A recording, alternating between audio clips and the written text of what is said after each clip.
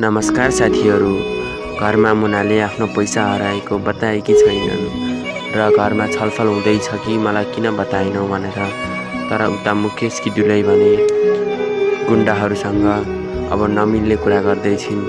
तर उता भने गुण्डाहरूले आफूको सङ्गत सजिलै छुन्न नमिल्ने कुरा बताउँदै उनलाई धम्काइरहेका छन्।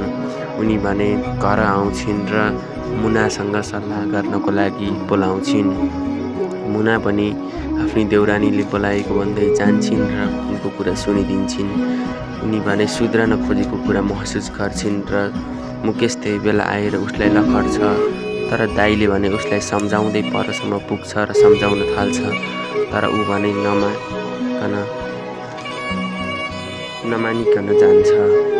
उता भने मुनाले ऊ सुध्रिन खोज्दैछ, मलाई चाहिँ कुरा भनिन्छ कि भन्छन् र घर फर्किन्छन्। सन्देशले दिएको पैसा लगेर आमालाई बुझाउँछिन् र यो कुरा सुनेर खुसी हुन्छन्। उता भने मुकेश रक्सी खाएर घर पुग्छ र दुलैलाई थर्काउँदै रुँदै कराउँदै भन्छ, मलाई नछु, तेरो छोरी अधिकार छैन भनी गाली गर्न थाल्छ। त्यत्तिकैमा मुना र चन्द्री आउँछन् र उसलाई सम्झाउन खोज्छन्। उसले भने मुन रक्सी खाएको देखेर गाली गरी फर्किन्छ नसम्झाइकन। तर मुनाले भने उता बुहारीसँग सुध्रिन खोजिरहेकी छिन् भन्छन्। उता सन्देश आफूले चोरेको पैसामा पस्ताउँदै कुर्कुरमा हात समाउँदै बस्छन्।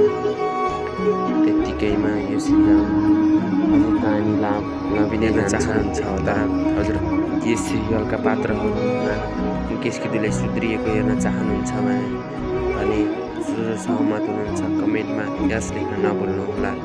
र आगामी यस्तै भिडियो आउँदै रहनेछन्। यस सिरियल कस्तो लाग्छ जस्तो